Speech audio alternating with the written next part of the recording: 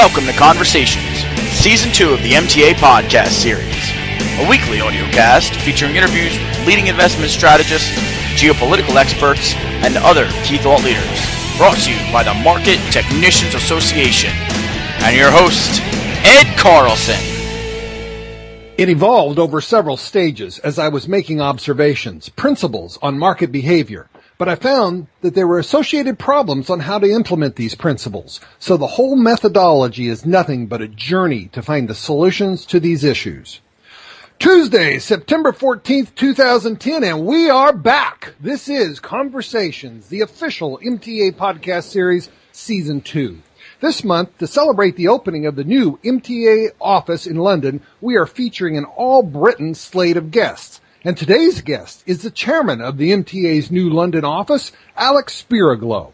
Alex is an investment manager for Odin Capital Management, a global macro investment management firm where he set up the proprietary trading department and designed the in-house training course.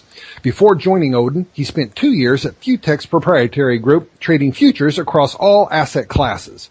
Previously, he was researching and developing intermarket trading strategies for the Ulysses Global Macro Hedge Fund. Before that, he was at the derivative sales and trading desk of Intergon Capital Finance, where he was doing advisory derivatives portfolio management and heading the Northern Greece desk. Alex started his career on the equity sales and trading desk at Contalexis Financial Services in 1999, one of the top 5 broker-dealers in Greece at that time. He later headed the Northern Greece derivatives desk. Alex holds a bachelor's degree in banking and international finance from Cass Business School in London. He holds a certified financial technician designation by the International Federation of Technical Analysts, the Diploma of Technical Analysis administered by the Australian Technical Analyst Association, has a full member designation of the Society of Technical Analysts in the UK, the Investment Management Certificate administered by the UK Society of Investment Professionals, Market Maker/Trader license administered by the Athens Derivatives Exchange, and the Investment Consultant license administered by the Hellenic Capital Markets Commission. Alex Spiraglo, Chairman Spiraglo, welcome to the program. Welcome. Thank you very much. It's an honor to be with you. Oh, wonderful. Well, we're just delighted to have you here today. We're very excited to not only find out more about yourself, but to find out what the MTA is doing in London. And let's start right with that. The MTA is opening up a new office in London. You're an integral part of that. Can you start by giving us kind of the big picture, the view from 35,000 feet? What is going on here with the MTA's move into London? Brilliant. Okay, let's start from the very beginning. As you well know, the MTA has a very large part of the activities hosted online, which means that it was a very fertile ground to grow membership from outside the United States. As local British technicians started joining in to take advantage of the services, the numbers increased to a large number, actually a very large number, and they demanded to have a local presence here in the UK in terms of having a local chapter. So the MTA decided it's the right time to create one and satisfy the demand here for people to meet, network, and grow among each other. Is that pretty much the goal, or is there a specific goal for the MTA that you're aware of? No, actually, I would say that just the beginning of the whole journey. The chapter efforts revolve around building a forum for 2 purposes. The first one is to increase our technical trading insights and techniques, basically our technical and trading knowledge. And the second one would be to expand our professional network. So basically it's knowledge and networking. Okay. Now, I didn't see the CMT designation amongst all these designations you've got here. How is it you became involved with the MTA and took this leadership role? Actually, that's a good question. Well, I didn't have the designation, unfortunately, because when I started out my career around in late 1998, And I wanted to explore technical analysis further. Actually, it's a long story how I got involved with it. But at that time, the society that had the best, to put it that way, manual, not examination procedure, but manual for the exams, felt that was the Australian Technical Analysts Association. We had a big course.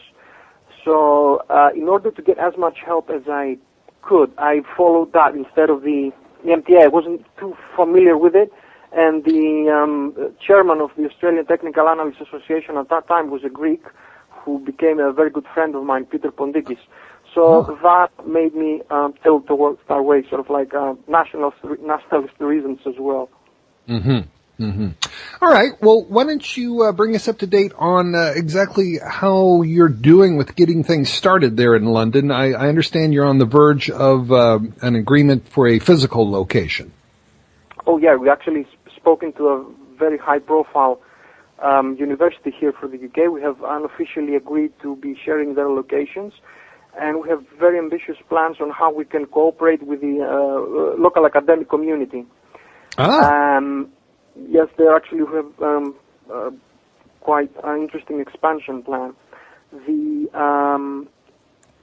means we'll try to implement these plans should be basically we'll have theme-based activities.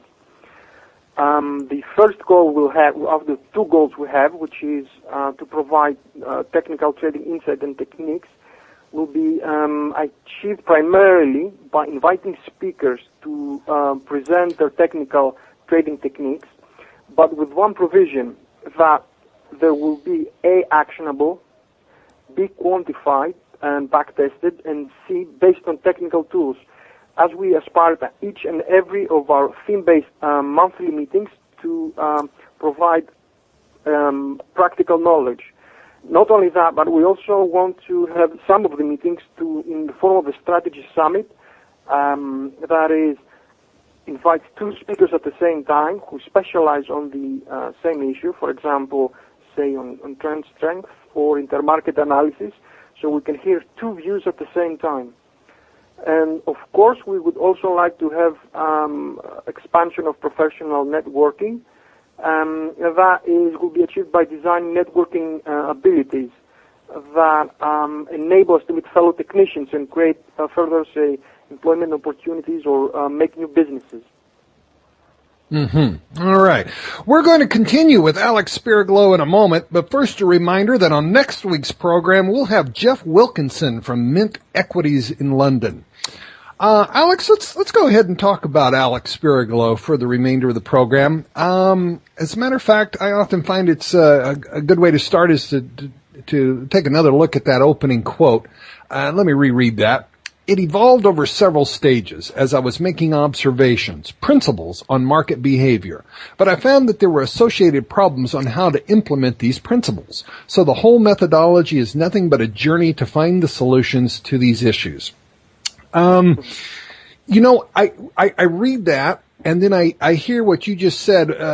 What you just told us was one of the requirements for your speakers, which was a back-testable methodology. To paraphrase you, is it always possible to back-test a workable methodology? I mean, isn't all the mathematics involved in market analysis and I think everyone would agree economics these days, isn't it all a little on shaky ground, and sometimes we have to work more from phenomenology, that is, a study of what actually works, whether it's head and shoulders or triangles, and maybe not always get hung up on the quant side of things? Mm-hmm. Well, that's a very good question. Actually, there are two schools of thought, and one is the completely discretionary, where it leans on the trading is an art, and the other one, which is trading is a science. Basically, I find myself in between these two camps, because I think trading is a bit of both. Some aspects can be quantified, and some others cannot. But that said, I feel more comfortable if a strategy has been back-tested.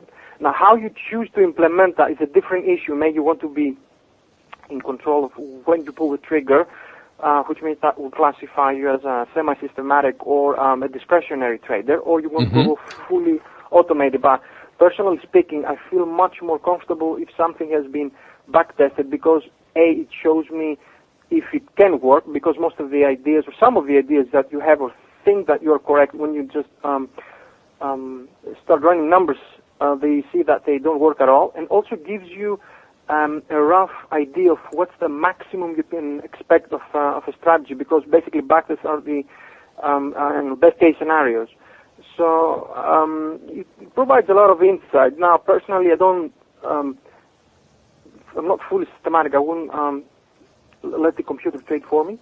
But I do need to have some insight of what is behind my idea of strategy. Well, you know what? That's a great segue into something else I wanted to talk about, and I often bring this up in the interviews, but I suspect that your answer is going to be at least as interesting as most.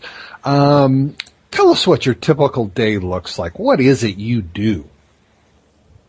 Oh, I would say quite boring.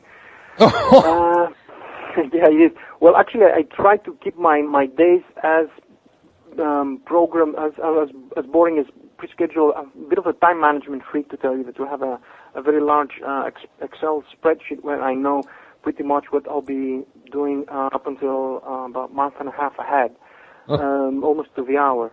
That includes both recurring jobs I have to do, such as trading, or others. As far as so, a typical day would include, say, open trade management. That would be, well, am I updating my stop loss levels and for my positions that run on end of day data. Okay. And then that would be the second thing would be take on new positions and see if any of the markets of interest have given signals on the end of day basis data again, and place the orders. And from that point of view, I try my luck on intraday trading, and for that I use scanners to see for setups or patterns on an intraday basis. My average trades per day are 1 to 5. Usually it's 2 to 3, so it's not that intensive, which means I can do other things during the day as long as I'm not monitoring a position. Mm-hmm. Now, when that is when I have free time, when I don't have a position on, I either do research, which I love very much. I mean, I think intellectually it's much more challenging than trading itself.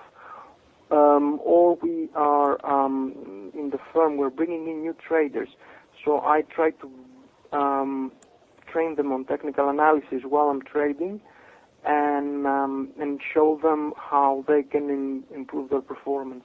Mm-hmm. You know, why don't you share with us what tools you keep in your toolbox? What are you using? What indicators do you use on a regular basis? What are some of your favorites? Right. Well, actually, I started out. Well, I don't know. I'll just give you a bit of the timeline of how my methodology evolved, so maybe can make more sense. Mm-hmm. Basically, coming out of university, I was a fundamentalist, but I had a problem of how to follow, say, the hundreds of economic indicators and data and revisions to them. And that led me to technical analysis. But I found that technical analysis, although it was answering most of the questions that I couldn't do through fundamental analysis, but there were still other ones that were missing part of the picture. And that led me to intermarket analysis. So that's the first component. And but still, I found that intermarket analysis was had its own limitations as well, which were that it could provide a setup, a directional context, directional bias, but it wasn't a trigger. It couldn't provide entries for me. Mm-hmm. So the next step for me was to go into studying trend structure. Basically, it's what I call, which means not only looking at the trend itself, but also the momentum, and really do an in-depth study of what momentum is, and if it's gaining or if a market is losing momentum, and classified in. I created about 6 stages of momentum, and for each stage of momentum, I tried to have the analogous entry techniques, because one of the other things that I eventually noticed in the markets that was not all entry techniques work across all types of environment, and sometimes pullbacks are a very good entry technique, but at other times the market doesn't give you enough of a pullback, so you just wait for it and it never comes, and when it comes it's just too late. Or breakout trading, sometimes the market has an explosive move out of a pullback, and at other times it just gives you a bit of a follow through, then comes back and catches you out. So after making these observations through trial and error, that mostly involved error, and I try to classify momentum so I can correlate the analogous entry technique into its level of momentum. Okay. Do you use any, esoteric indicators like Elliott or Gann or cycles? Basically, I think I don't use Elliott. I mean, Elliott wave, intellectually or theoretically, it might be correct. I do study the waves in terms of the trend structure. For example, let me give you an example. If a market, the definition of an uptrend is higher highs and higher lows. Now, if you study the time and price relationship between these highs and lows, and then you can get a gauge into how the market is moving. For example, if the relationship of the last upswing is larger than the swing before it, market is gaining momentum. Or if you see how much time the market is retracing, so basically in the retracement to breakout ratio, then you can see if it should be taking a breakout trade or a pullback. Then you can don't rely too much on Gann, but also very much study into intermarket analysis as a setup, and then you've got momentums, and then your entries. Alex, I've found that one way to get to know somebody is to look at who they would quote as some of their greatest influences. Now, I know you're a great admirer of Larry Williams. Could you share with us what you see in his work that you like so much, and perhaps you have some other folks you'd like to name? Do you have any favorite books that you think people should be aware of? Can you give us a little insight here? Yeah, of course. Well, when I started out, I basically discovered the technical analysis through the classic ones, I would say, John Murphy, Martin Pring, Edwards, and McGee.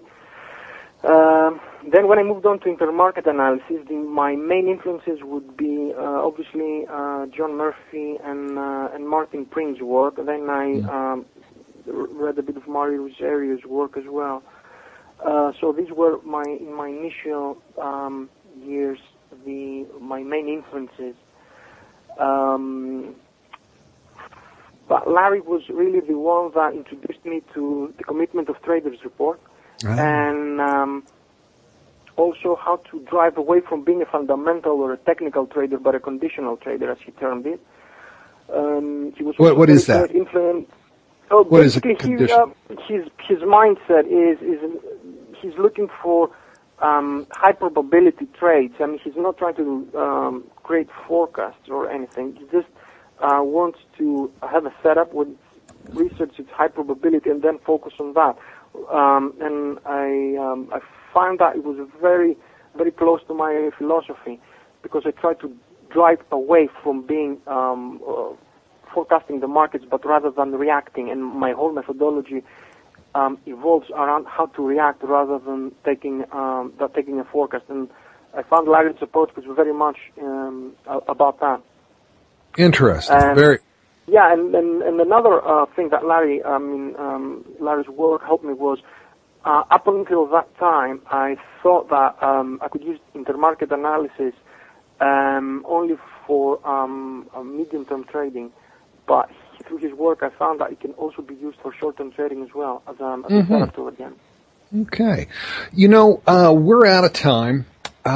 We really appreciate you taking the time. I know it's late in the day for you, and we're looking forward to a book from you sometime in the future. Is there anything else you'd like to mention before we conclude today?